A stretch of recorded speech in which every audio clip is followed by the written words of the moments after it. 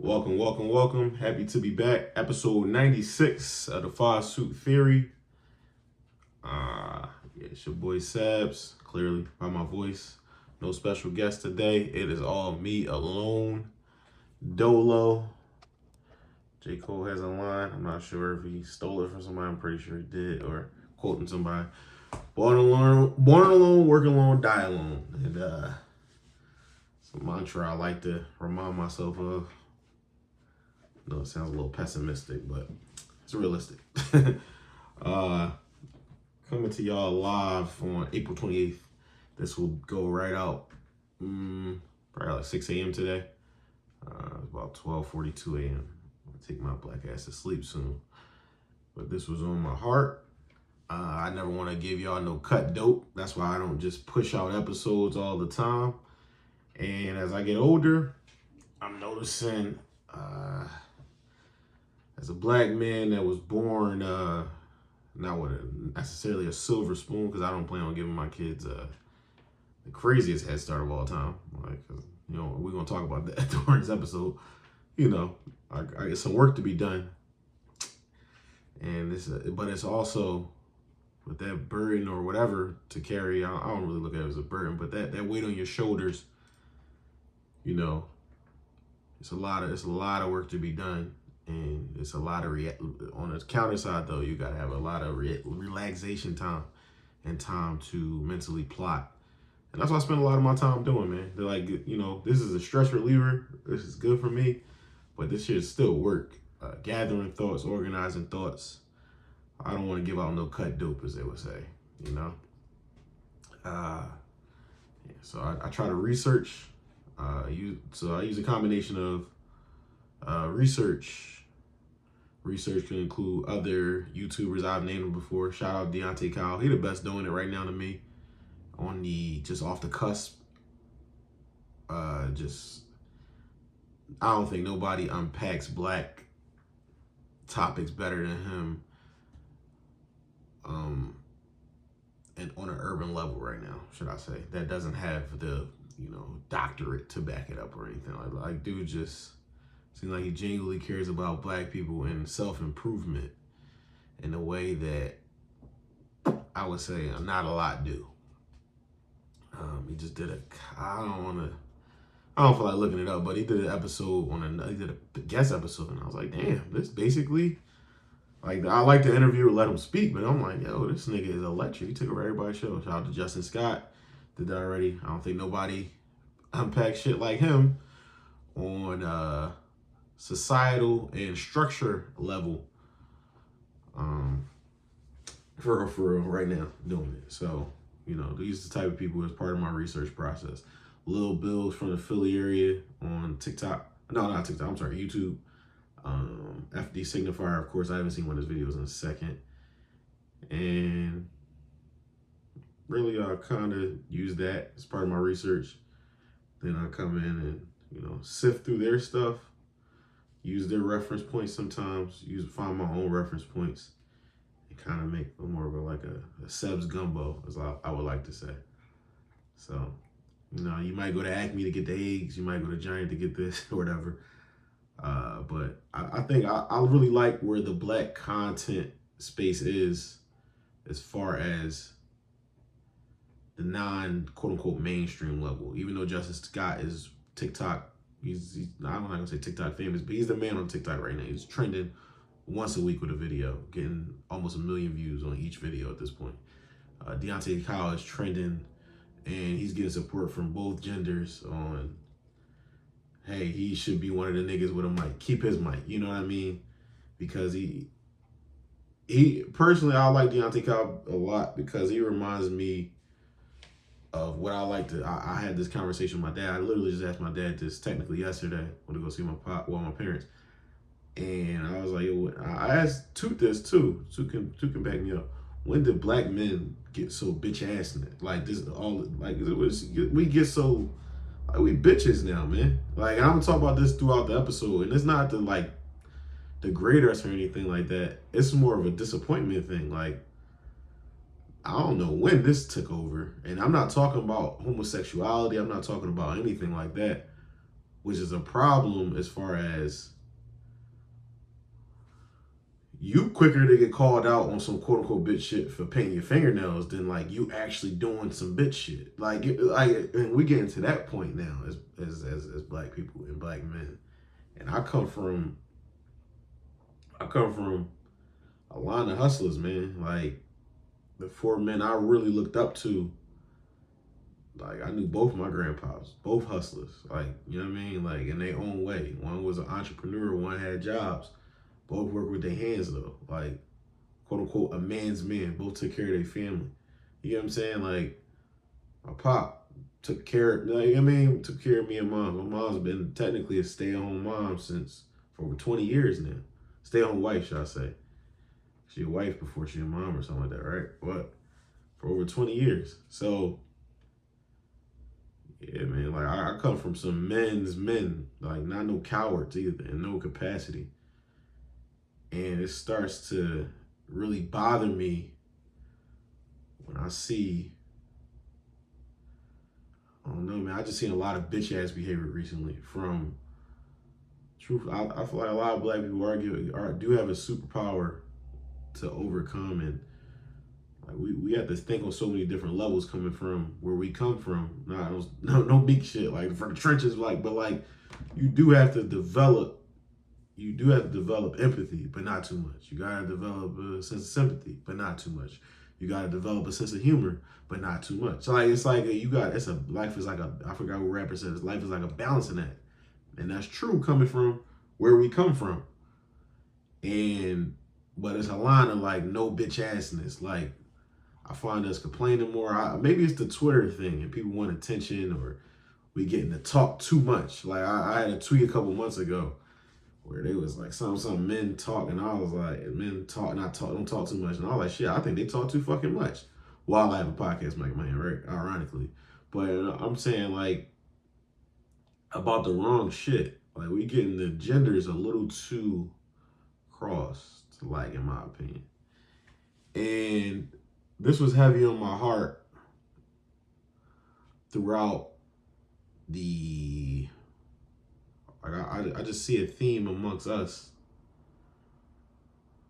with who we like, man. Like where we becoming like really like bitches, like with Chris Brown. Like you know what I mean? It's like one of them type joints where it's like, whoa, bro. Like I see it with, I'm not gonna talk about it again this episode, but I seen it with the beef, both sides, where it's like, yo, you a fan, but like, god damn, bro. Like, fuck is wrong with you? Like, nigga, you cool? Like, one of them type joints. And it's very fucking annoying, truthfully. Like, I'm just being honest and true right now. Like, it's very, very, very annoying to see some quote unquote stand up men act the way they fucking do. So recently, we've had the first, not even the first, but the NFL draft. We're from Thursday, Friday, Saturday. NFL draft 2025. Some big names. Of course, I think the person with the biggest profile, just his big personality, and his father's, Shedeur Sanders, son of Deion Sanders, NFL legend, arguably NFL GOAT.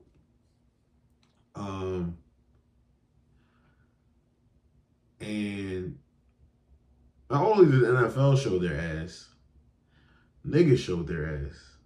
And it showed how Big Crit got this song called They Got Us. And it's about like how all this shit is by design and it's structural, and we play right into it, and it's like at the end of every verse, it kind of encapsulates everything, and it's like at the end you're like, damn, and they got us all fucked up. Like, you know what I mean? Like, and you give into these sins and you give into these vices, like how this dude was cheating on his girl or whatever. And this don't got nothing to do with the draft, but the dude was cheating on his girl, caught AIDS, possibly spread it to his girl. He had to explain that he fell into it, but it was just like gluttony. Like it wasn't even like a necessary cheat in a sense. like the preacher taking from the hood but not giving back at the same time. All types of shit, but it's like they got us, and it wasn't a defeated mindset I have. I live in a very realistic mindset, I would like to say, and not a bitch ass mindset where we're fucking spoiled, man. Like, and it's like I put it on Twitter, yesterday morning to encapsulate the whole Shedeur. I'm not even gonna say debacle, but I put it on Twitter yesterday morning, just talking about it, and people, shout out to Cam Ward going number 1. Shout out to Travis Hunter going number 2, Heisman winner this year. Beautiful story, man. Like, beautiful story. I like the way, I'm gonna preface this with saying, I am a Deion Sanders fan. Like, Prime is that nigga, man. Like, arguably the greatest tight end of all time. And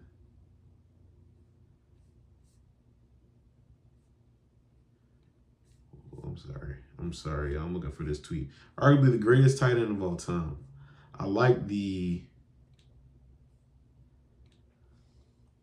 confidence and the swagger that was instilled into his son. I would say sons. Like, Shiloh doesn't move necessarily, but Shiloh has a confidence about him on that football field that I really like, and you could tell that is Deion's son. Like, you know what I mean? Like, you can fucking tell that is Deion's son. Where the fuck is my tweet? My tweet is gone. Did somebody take my tweet? Like, you know what I mean? You could tell that's Deion's son. Give me a second, y'all, because I'm very confused. Because did I not say the shit? This was last night. Yeah, last night. I think it was yesterday morning.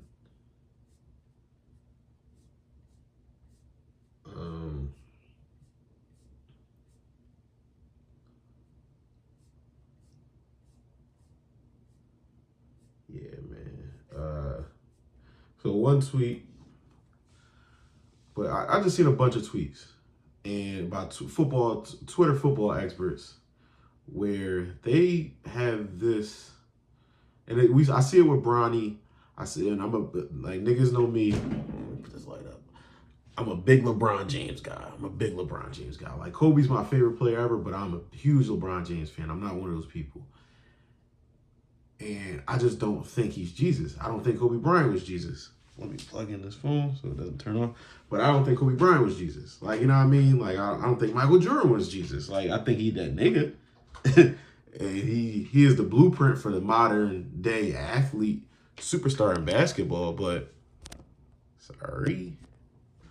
But I don't think the nigga is Jesus. You know what I mean? And I see it with, you have these extremists. When a person's star is so big, I guess it's like a parallel with an actual star. The shine is so crazy that their son, no pun, because isn't the sun just a big ass star or something like that, or vice versa? I forgot. The brain's not working right now. But it goes off into their kid. Like, Bron, and I say that in this way. Big LeBron fans are going to be Bronny fans, naturally. Big LeBron haters are going to be big Bronny haters, naturally. Me personally, as a huge LeBron fan, I'm not sure if Bronny is going to play in the league for that long, because it's a lot that mentally takes to get there for LeBron to be LeBron, to play all these years, because he's setting up something that's much bigger than himself, if that makes sense.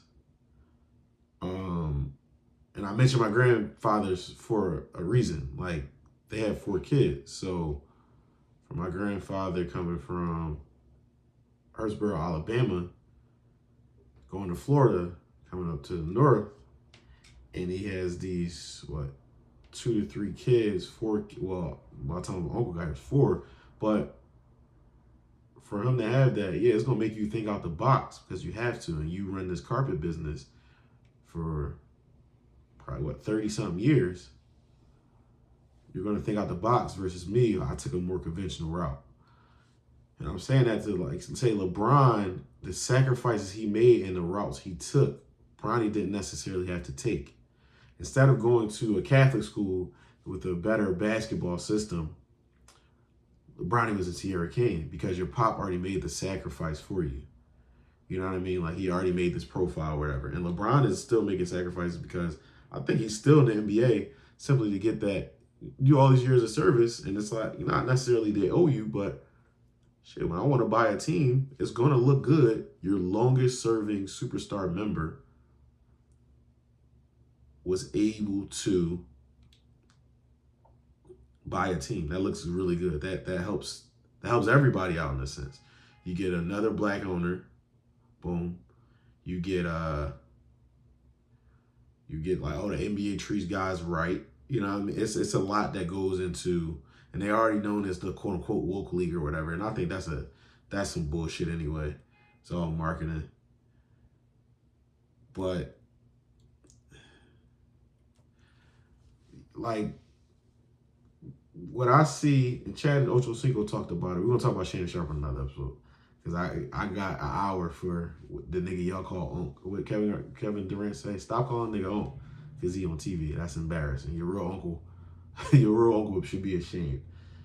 But Chad basically says nobody is bigger than the program. And I've been seeing this on Twitter over and over and over and over again all fucking year. And it seems like nobody has grasped that concept. And you could put an asterisk next to that because certain things do help you become bigger than the program, quote unquote. But you will acquiesce at a certain point. So even you could take the asterisk away, honestly. Or the asterisk, sorry. You could take it away. Because no matter what with Shedeur, as Lil Bill says, there's a talent to BS ratio. Prime hung up on certain teams. I'm not going to be available then. Click, boom. Prime was not a generational player. Prime was a GOAT level talent, like popping off the screen. And it's crazy, like my family, a lot of my mom's family, or my family, my mom's side, is from Fort Myers. And I went to a family reunion down there in 2007. They were talking about how Prime looked like, because it was somebody playing football or something. It was like, hey, he ain't moving like Prime. It was like, yo, what the fuck? Like, it was 25 years ago, 24 years ago, or whatever, like down here. Like, but it's just, that's how GOAT level he was. Like, you don't even seem real. And Chad Ochocinco talks about, like, yo, they showed Shedeur, like, you can't be bigger than a program. And one, I think Shedeur is talented. I think he has some major red flags. I don't think Shedeur is super athletic. You don't necessarily need to be super athletic. My favorite quarterback ever is Peyton Manning. You don't need to be super athletic. I think that he actually lost some of his mobility bulking up from Jackson State, going to Colorado, because he knew he would be facing a tougher competition, bigger competition, stronger competition, or whatever.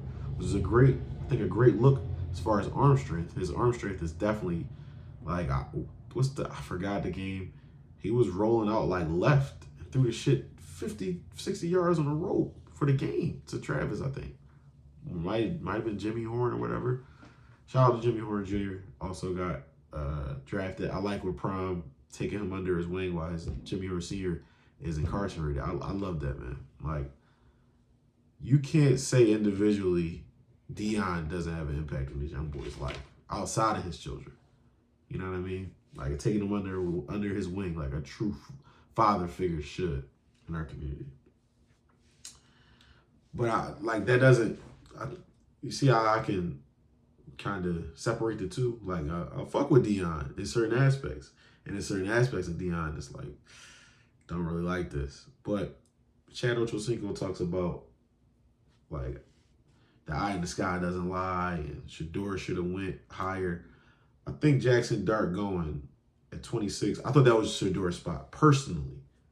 That's what Sebs thinks. Sebs from Philadelphia. Mel Kiper went off. Mel Kiper he's not a scout. Like, and Lil Bill said it like, everybody's talking like consensus first round. And he was like, consensus to who? And he was talking to his chat, and it was like, oh shit, like you got a good point. Like the scout, we don't see the scouts what they really said about this guy. We don't see what the GMs really said about his character behind closed doors. Like we don't know. Like they made the joke on Twitter like he was going back in there and he was on some anti-Semitic shit. Like they were basically saying he was being a pompous asshole, right? Like making jokes about it. And it's like, we don't know. That might have been it. There are several factors to play in outside of race, but we can all race is all I think is embedded in our culture or our society. Like the fans and the scouts are two different things. And while we may like Shedeur, we have to take a step back sometimes and stop being so emotional. And honestly, stop bitching about something that I'm not gonna say it doesn't matter, because it does, because we're gonna participate in this system. But it's a thing of don't get drunk off being right off of not speculation, but kind of like speculation. Like, do I think it's a whole system thing. Like Deion is very involved with Shedeur. Like I was explaining it to my man. Like somebody said something about Johnny Manziel, and it annoyed me because it just doesn't make fucking sense. He's like, Johnny Manziel was an alcoholic and went first round. The NFL doesn't give a fuck about character. They care about, can you be coachable under someone's tutelage? And my man was like, I get it, but it's a bad parallel for several reasons, in my opinion. First of all, Johnny Manziel beat Alabama. That win right there is better. He was in the SEC. That's a booster right there. They look at that as the baby NFL anyway. Like Howie has been on an all-time run as far as drafting well, because he's chosen to basically switch his draft strategy from, trying to find these diamonds in the rough, which he did for a while, and would have cheap contracts or whatever, and learn to play with the numbers a little better. And like, fuck it, I'm gonna just go SEC, because they're playing pro style games a lot of the time. So Johnny Manziel going to Texas A&M and demolishing Alabama, he was ready to go right there. Johnny Manziel, going down there and not even taking this shit serious and having Texas A&M, look at how they look. That's more of I would say a plus for Johnny in a sense. Like, yo, if he could get this nigga right, yo, he would be crazy. You know what I mean? It's like one of them type Johns, in my opinion. But my man was like, why? Why is it a bad parallel? I said, SEC boost is a real thing. I just explained that, right? I said, Travis Hunter got attributed with being the driving force behind a lot of Colorado's turnaround. I think it was both. I think Deion makes the offense to make his son's strong points stand out, as any good coach should, any good offensive coordinator should, any GM should. Like, I'm gonna go draft these players, but Deion's helping recruit, so we're gonna help get these players that make my son look good. And we have a unicorn. Like, Travis Hunter is a unicorn. We don't know if he's GOAT level, but he definitely seems like he's generational, playing both sides of the ball in college. It's very rare that someone can do both effectively without fucking dying. Like, the guy is in amazing shape. I said, Johnny was slipping. We didn't know where Johnny was going to go. He was projected first round by the fans, Mel Kiper, all types of people. But there was questions like, we don't know what the scouts are saying. Johnny texts the Browns like, hey, I'm really trying to win with you guys. Ironically, Shedeur winds up going to the Browns. But Johnny texts the Browns like, hey, I'm trying to do this. Let's do this together. Let's build something. The coach, I think, texts the GM, or the GM texts the owner, one of those, like, up the chain of command, and was like, yo, let's take him off the board. Traded up and went to go get him at 22. And I forgot which draft, right? About a decade ago, probably. And I think he might slip out the first round, go mid-second, might go third if he does not make that text. If he doesn't quote unquote acquiesce to this system, you will kiss the ring. Nobody is bigger than the program. This nigga just cheated. I did an episode on Johnny Manziel already. This nigga cheated that drug test, got away with it. He just was on the bender, got away with it. He cheated the work before, got away with it. The only reason you got this far because you won. Like, winning cures all. Winning trumps everything. Cam Newton, big dickhead in college for a second. When he went to Auburn and won a national championship, hats off. And he handled the draft process very professionally. Very professionally.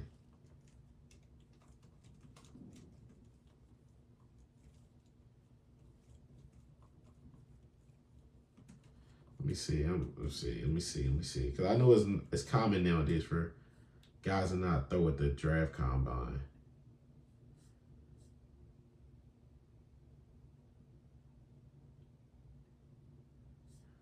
But he did work out at the combine, I believe. Yeah, he worked out at the combine. But Cam, generational talent, I believe. I just believe he just kept getting hurt and the Super Bowl fiasco. But even still, he went and got an MVP out of it. The Panthers haven't really been the same since. He led them to like a damn near flawless season, 15-2 or some shit like that, 14-2, one of those. Like, Cam was the fucking man. He went number one.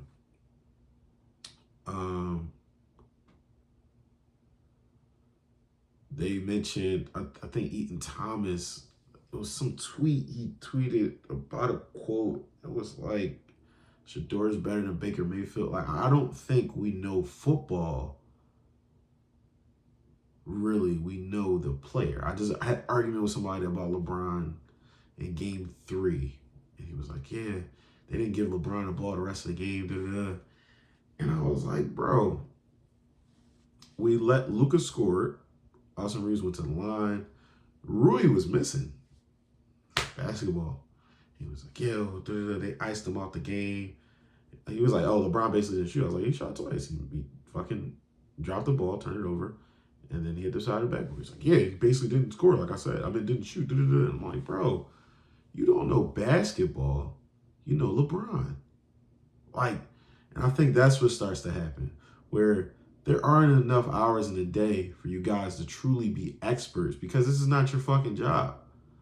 So what happens is whoever you like that is producing, that you do watch, like Colorado, we know everybody became fucking Colorado fans. Everybody was tuned in, everybody was rooting for them because they have prime and they have prime sons on the team, especially the Shedeur guy, right? He's a fucking man. That doesn't make him automatically the best quarterback in the nation. For his mentor to be Tom Brady, to help him personally, one-on-one workouts, and for Tom to pass on him in rounds when he had multiple picks, I think that says a lot. And I don't know if it was collusion to say simply, they told me not to, I can't.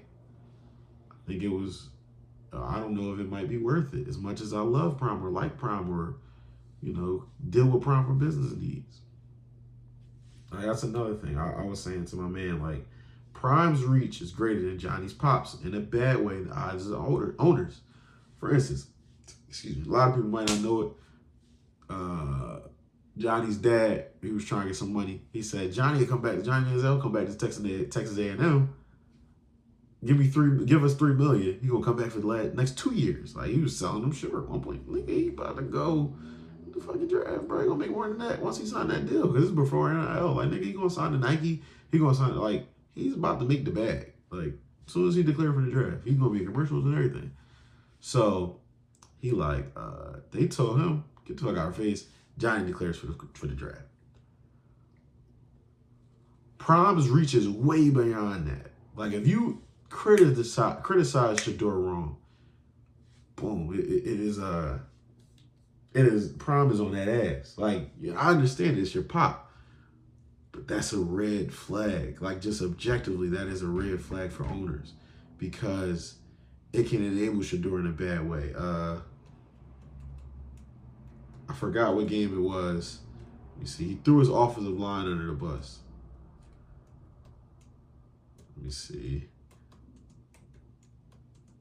And Prime basically backed it up. You never do that. You never do that. He was talking about the Nebraska game. He was talking about the guy, what the fuck is his name?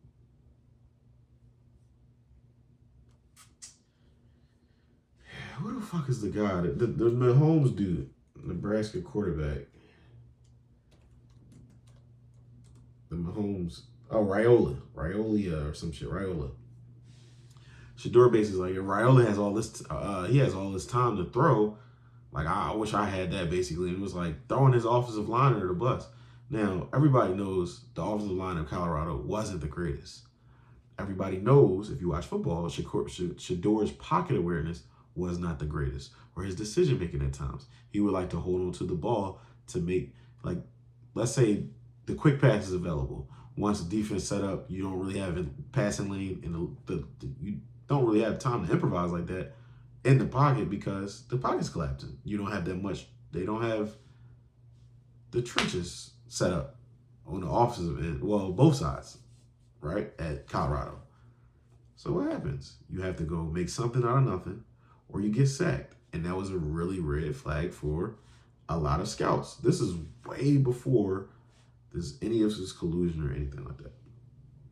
Like, for this to not be brought up at all when discussing Shedeur, like, this nigga's not a perfect player. As much as I like him, he's not perfect. So, like Lil Bill said, you do the BS to talent ratio, and it's like, okay, Shedeur, you might be a pro talent, but are you a generational pro talent? No. Are you a GOAT level pro talent? No, because you're not generational, right? So your ceiling might be good, but you come with a lot of shit. All right, because it starts to be, are you a daddy's boy? And I think this is no knock on Prime per se, but it starts to be, are you a daddy's boy? Can you handle a coach yelling at you that's not your father? Can you handle, like, we know Deion was in the hospital for a couple games, but what happens when, like, you're not the focal point? Can you handle that? Can you stay mentally locked in enough and supportive enough to where you're not starting the first season at all, and you might not see the field unless, we need to take a QB nil or some shit? Can you stay locked in and engaged? Can you not be because you're honestly going to be a spectacle wherever you go. That's how much of a star you are. We see nigga gets drafted 5th round, Delta ad comes out, Nike ad comes out. I think they pin him on NFL Twitter or his on their Instagram. Like, you are a star. That doesn't necessarily make you a star talent, but you the person. You're a star. You act just like your fucking father. And that nigga's a star. Like, he's gonna be a star anywhere. But that doesn't mean necessarily that you go number 1, number 5, number 10, first round even. And that's the sad reality of sports.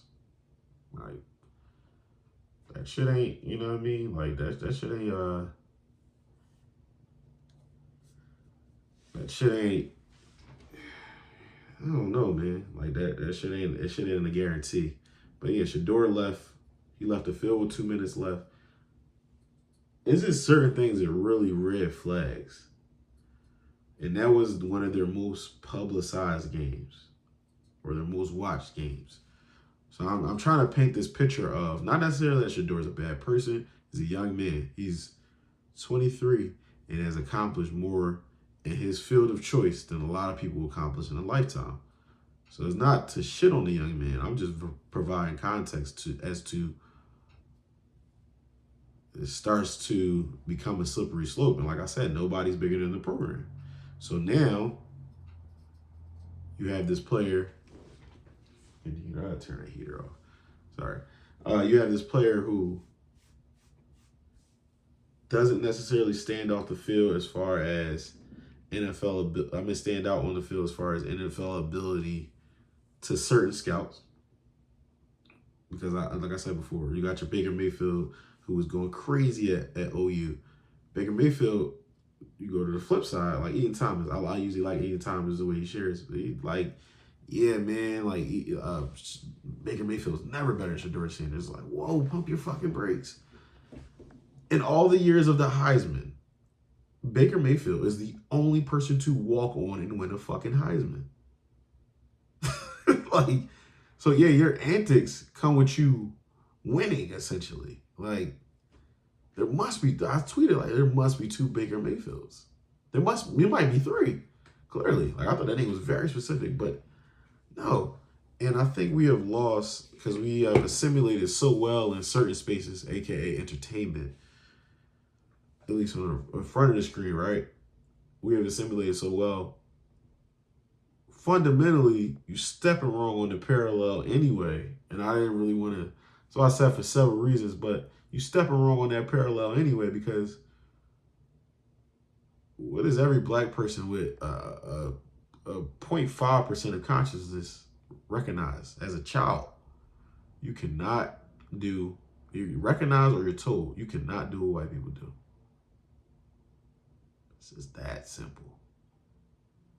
So, not only do you not have the talent level of a Baker, not only do you not have the talent level, or quote unquote, let's say go results and experience for Johnny Manziel, you're black too. So you start, like, your talent to BS ratio is just not as good as theirs. Your talent to BS ratio for Cam Newton is just not as good as his. Your talent to BS ratio for,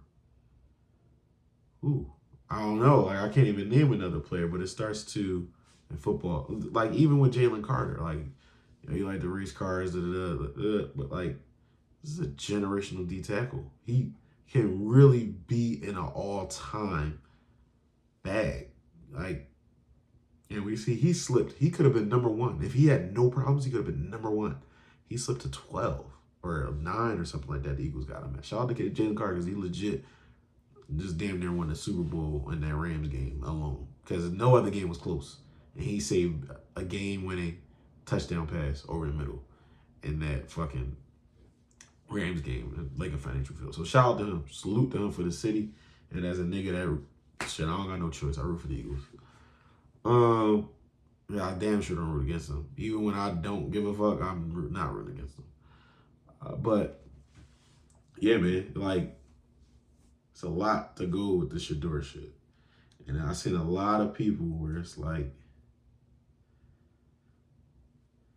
y'all don't know football. There's some bitch ass complaining about something that truly doesn't matter. And then I was explaining to my man earlier, like I was saying, that the lower you are on that socioeconomic ladder, you got to learn more about the world you deal with, really the true more of the real world. Shedeur hasn't had to deal with, and I'm not trying to take away his experience. He hasn't had to deal with certain capacities, because you walk in the room as Deion's son. But what happens when you got to walk in the room as Shedeur? And I don't want to say you spoiled, but that's just the spoils of your father, in a sense, where you're perceived before you get in the room. Everybody is, but we got preconceived notions because you're Deion's son. And then we see you act like this. You know what I mean? Like, we never see you play under another coach. Throw your teammates under the bus. So it becomes a thing of,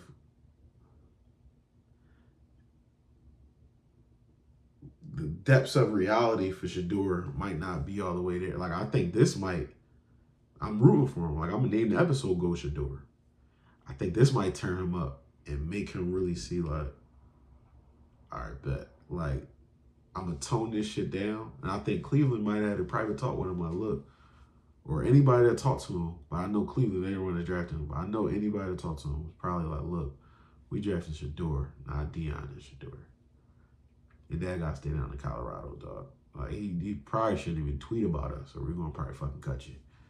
Like, it's that type of game. And it's an open path for him to get a job. Like, Joe Flacco was old. Joe Flacco's still nice. Like, he good for winning you some games now. Like, being solid, keeping you afloat or whatever, right? Like, I saw people trying to dunk on Flacco yesterday. Shout out to them. Shout out to them. But Deshaun Watson's cooked.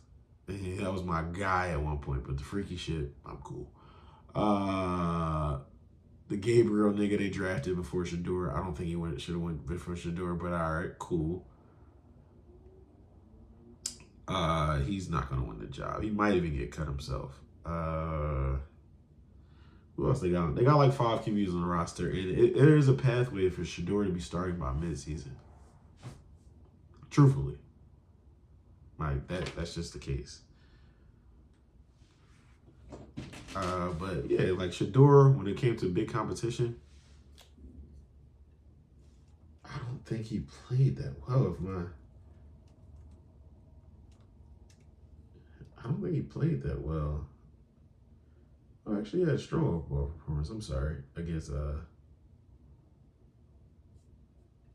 ranked teams. He had 63 record, 2-1 against top 25 teams. He beat Oregon State. I think they might have had a bad year. I'm not even trying to take away from him. He definitely beat the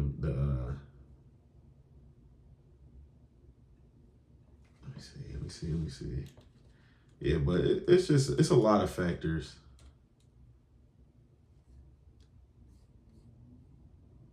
No, they got smoked in the Alamo Bowl. That's what happened. Yep, they got smoked in the Alamo Bowl. Why did they say they beat them in the Alamo Bowl? They got smoked in the Alamo Bowl against BYU. That was a big game for them to lose. They lost 14-36. Like, it's a lot of factors that go into Shedeur dropping the way he did, and then you like if you combine the talent and the quote unquote bullshit, it's a slippery scale. So, like I always say, I want to wear a hoodie to all my job interviews. Y'all know me. I talk about it all the time. I work in finance. I want to wear a hoodie to all my job interviews. I want to wear this chain out. My even nice day, I might wear underwear, white tee, some jeans, and some nice Jordans. I can't.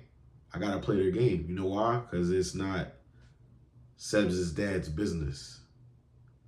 The NFL is a conglomerate made up of 32 franchises with basically get down or lay down type tendencies. And in order to participate, as we saw with Cap, as we saw with Malcolm Jenkins, whatever, you are going to have to, if you want to get down, you got to follow suit. You're not going to come in. My dad has this saying, I don't know where he got this from, you cannot sneak in somebody else's house and put your feet up. And I think that's what made me so upset or so bothered by a lot of what I consider bitch-ass tweets about the whole situation, where it's like, we could just go make our own. I know I'm talking from a nigga from my back room podcasting. I know it comes on like, oh, nigga, who the fuck is you? What you got? But that's how I go. That's the game.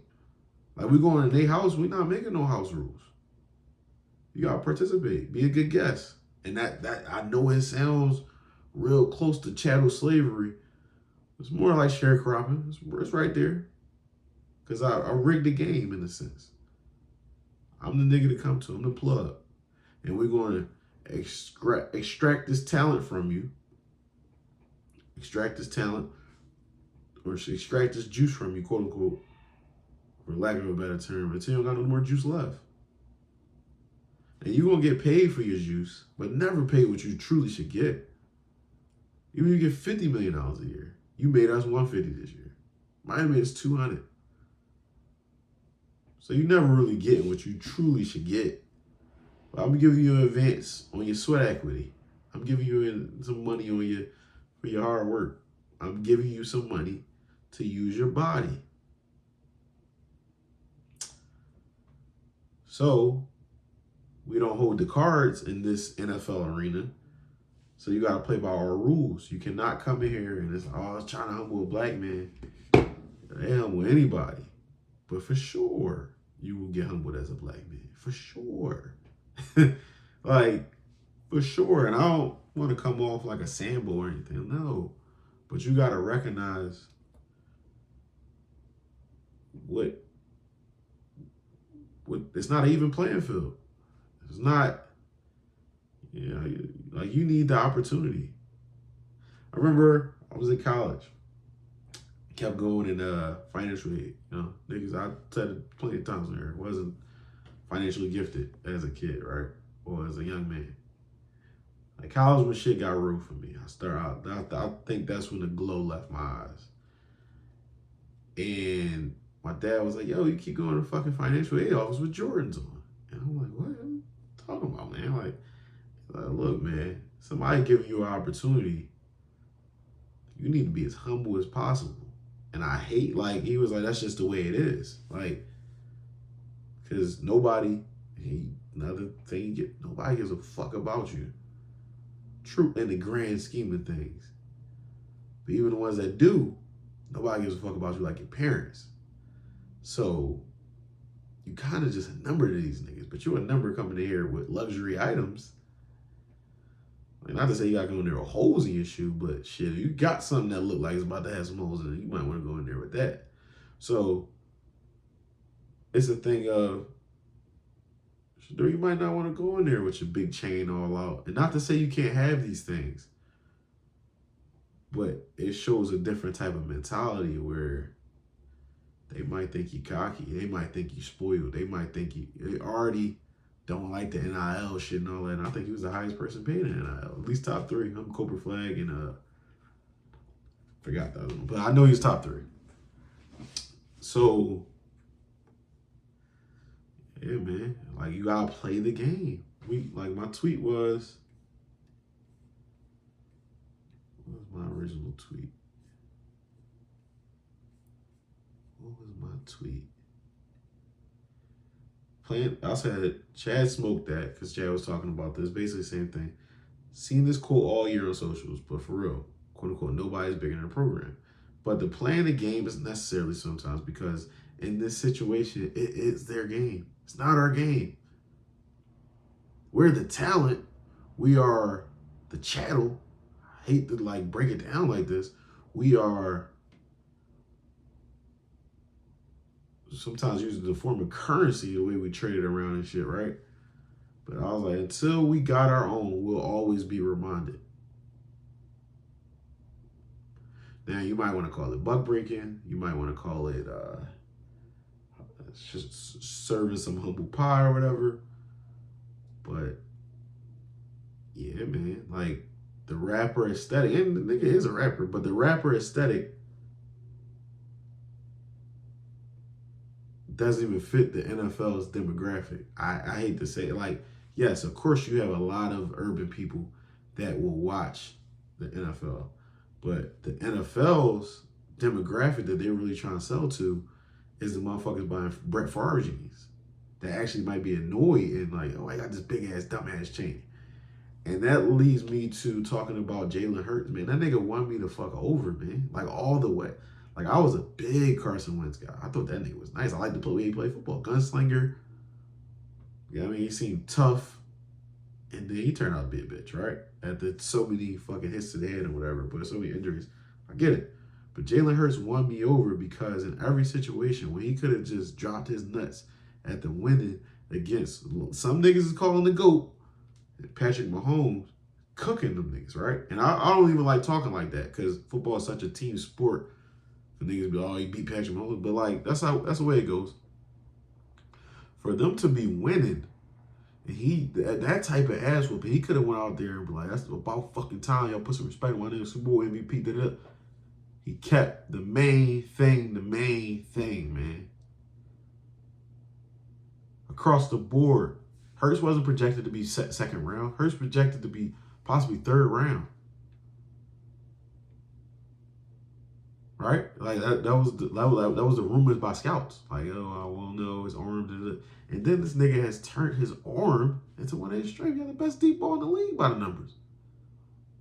I don't get me wrong, he got he got probably the best receiver duo, but he put that shit where it needs to be. He put it where even if his accuracy is not perfect, he puts it in the best position for his receiver to get it and not the defense. Can't ask for more. But what I'm trying to say is he keeps the main thing the main fucking thing across the board. And even I think his dad coached him in high school. He goes off to where did Hurts go first? Alabama. He gets benched or whatever. Cool. That could have destroyed him mentally. So they could go to OU, have a hell of a run at OU. Go have a hell of a run. I'm gonna turn up, declaring for the draft. Bounce back story. Nice. He didn't get the chain till everybody been, oh man, rappers ain't got chains like this. He didn't get that shit until recently. I know people, oh, he couldn't afford it. Shedeur making this, and it's like, oh man, I think he signed that deal at the Super Bowl. Like the biggest contract ever after the Super Bowl.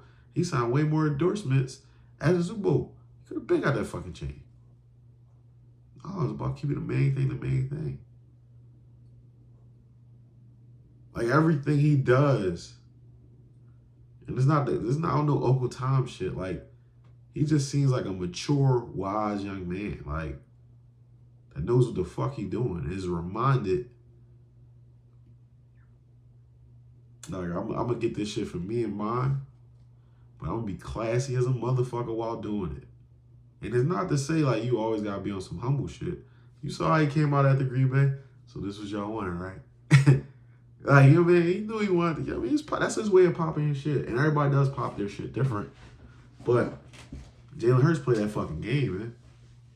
Like, I'm pretty sure behind them scenes, like, I done heard stories about behind the scenes. Jalen is very what they would call arrogant or confident or whatever. Like, but in front of that camera, in front of them execs, like that was the thing that stood out to Howie and them. Like his character, the way he spoke.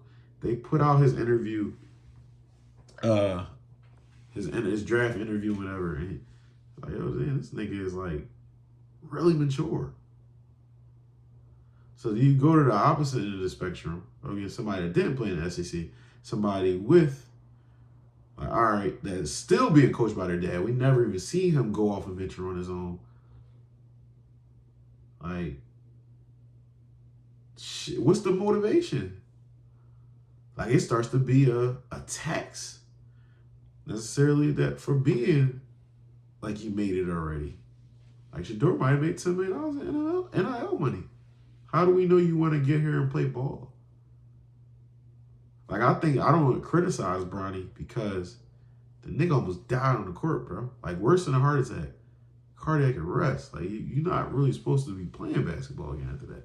So shout out to Bronny for even putting up the shots and staying in shape or getting back in shape and making a full recovery off of that. That's fucking scary. Like, I think his heart stopped beating all the way, and the girl saved him at USC. So I have no critiques for young bull, you know what I mean, like in his game or whatever. But it's the same for a lot of people. Like I said, what's the motivation for you? Yes, you might really like it, but are you hungry? Is Shedeur hungry? I think this 5th round thing, whether it's all ego or not, I feel like that made him hungry. I feel like that might have really, like, yo, because it's all psychological, man. Like, because I'm investing money in you, nigga. Like, yeah, I'm going to get a great return because them Sanders jerseys going to go because you prime, son. Because you Shedeur. You, like, no matter how much I might not, quote unquote, like you, you are a fucking star. That nigga's a star. He might not be a star on that field in the NFL. I don't know. I'm hoping he is. But that nigga is a star. He got the personality, man. He never say anything too far off the deep end as far as like cursing, nothing like that. I don't think I ever heard him curse. But, you know, he might say some little like, damn, dog. Well, all right. You talking crazy. Like, you gotta back this up. But he's been backing up. He was solid. They turned around the program in Colorado. But there's a time and a place, man. You gotta.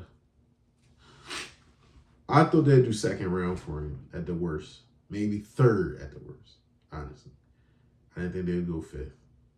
I think after a while, teams started to kind of monkey see, monkey do. And I don't know if that necessarily makes it collusion. Like people on TikTok, like, oh, they just saved themselves from the biggest lawsuit.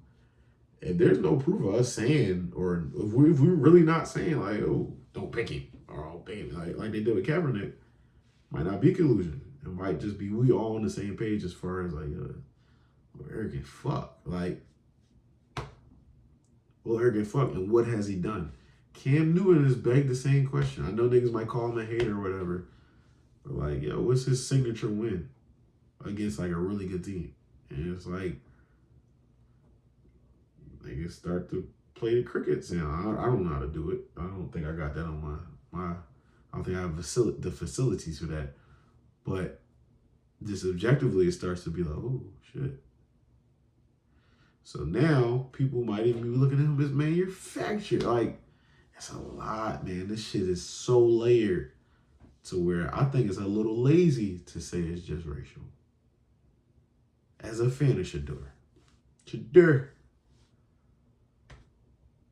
But I was saying, like, yo, man, like, cut this fake pro-black shit out, though, because, like, I admit it, probably by episode 20, I love black people, man. I don't like calling myself pro-black because you really got to take a step back and not even be a fucking consumer on the level we consume. Because a lot of this shit does hurt us. Like, you're not really buying black, quote unquote, or consuming black.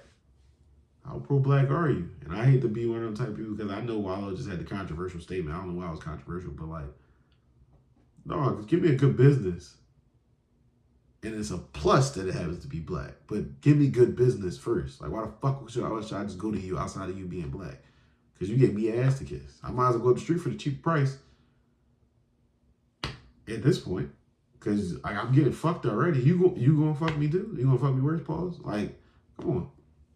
But, yeah, like, y'all, like, if niggas going, like, I need that Sanders Browns jersey after what they just did to him. How does that make the NFL pay? Now, I like the people that did the alternative. We're going to buy directly from his website. Good. So I'll put my thumbs up if y'all, hold on, I think I got a clapper, John. No, that's funky. I'm sorry. That's horn jazz. Applause. Yeah, applause. Yeah. That's good. That's a great joint. If you truly about supporting the young man to help him get over them knocking him down a few notches, I think that's right. But then you flip side, they would Big Chris say they got us because you're gonna go watch that program and you're gonna help them go get a new $1 trillion TV contract. Because you're gonna go watch to support Shedeur, right? Because he in their system, which is why he gotta play they fucking game. Oh, it's a beautiful system from the leader standpoint, from the white person standpoint, or the people that got the infrastructure set up, which is white people, right? It's a beautiful fucking system. I got you everywhere. It's a racket. It's a fucking racket. So if you want to go boycott us, you're not going to support Shedeur. Because Shedeur are in our system. And niggas going to always acquiesce, no matter what. Just like with Deion or whatever, like, it's like a little gray, it's a little fuzzy. But God told me about HBCUs. No, we're going to dab with this carrot in front of your face and then you're going to take this fucking carrot. And that's cool. So go ahead, do you, man. Because it takes a real lot to really be truly pro-black and be for black people. Because niggas going to break your fucking heart, man. Because we human. You human and we behind. By design. But we human and we behind. So niggas going to break your heart. And that's why I'm like, yo, I like prom. I'm not going to buy too much into the Jackson State shit because he cooked me from the beginning with the guy that told the guy must let you leave. So now it's like, you playing about this guy shit, nigga? Like, you know what I mean? Like, and I'm not a super religious person if y'all know me, but I think the older I get, I'm very spiritual to where I don't play about that. Like, that's not something you bid on or use as a selling point, man. You know what I'm saying? But yeah, man, I think I'm rooting for Shedeur. Niggas gotta recognize our position so we could, like, was it track 4 or track 10? Track 4, I think, or track 7. Some shit on Flesh of My Flesh, Blood of My Blood. DMX got this joint Mary J. Blige, and she's like, how do I know where I'm going? Like, hold on, it's a real good saying.